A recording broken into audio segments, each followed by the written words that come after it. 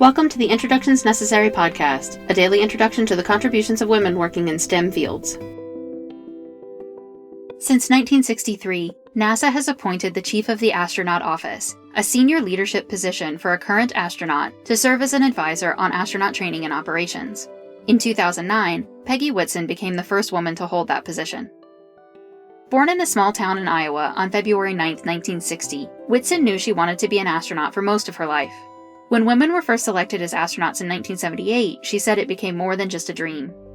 Just 3 years after earning her doctorate in biochemistry from Rice University, she began work at the Johnson Space Center, including work as a project scientist for the Shuttle Mir program, and a deputy division chief for medical sciences at NASA JSC, all before being selected as an astronaut candidate in 1996. In June of 2002, Whitson left Earth for a 6-month trip to the International Space Station. Whitson also commanded the Nemo 5 mission on the Aquarius Underwater Laboratory, where she lived and worked underwater for 2 weeks. Whitson returned to space in 2007 as part of Expedition 16, and she became the first female commander of the ISS during her time there. She was also the first NASA astronaut to return to the ISS for a second mission.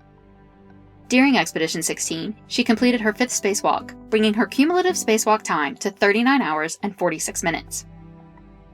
In 2009, Whitson was appointed as NASA's chief astronaut, and was not just the first and only woman to fill the role, but also the first non-pilot.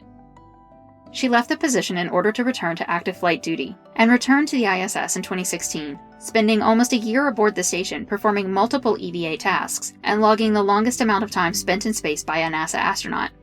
When returning to Earth in 2017, she had spent 665 days in space over her career, the most of any woman ever.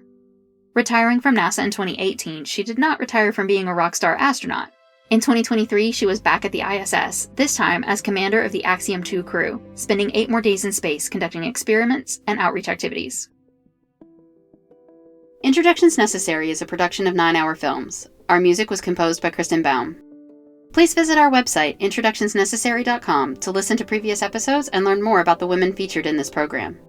We would love for you to introduce yourself to us on Patreon. You'll get the latest updates and find out how to support the podcast on patreon.com/9hourfilms. Thank you for listening.